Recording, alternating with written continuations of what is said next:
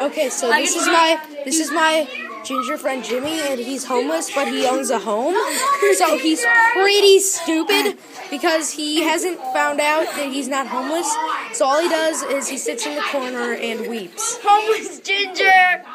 Ginger, do you need a home? This is Patricia, my caretaker. He's my caretaker. Patricia. Patricia, It's a homeless go get me some tea. I got some tea. Have you heard the rumors that gingers do not have souls? No, I haven't. But I live in this house and I'm homeless, and there's this kid right here, and he just sits there and it drives me crazy. Ginger, thank you for that tea. I'm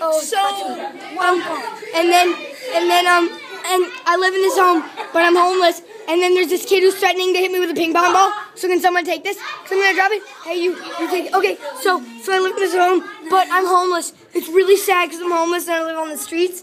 I put some pavement right under me, so I live on the streets in the corner. But I have a bedroom, but I don't like to use it.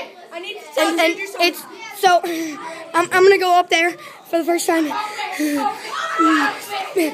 As you can tell, he's not wearing shoes because he's a hobo. Oh God. Okay. I'm gonna go get my Mustang. Okay, make one of me. Go upstairs. We're going upstairs. Ginger, you can do it. Inspirational. You just chew the shirt. You'll get there. Come on, just chew that shirt. Yeah, get that whole thing in there. Now come. One step at a time.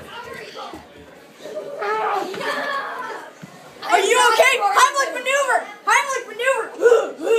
Alright, well, you can see more of my homeless ginger friend later. But the kid in the purple shirt's about to give him CPR, so it's probably not a good idea to keep watching.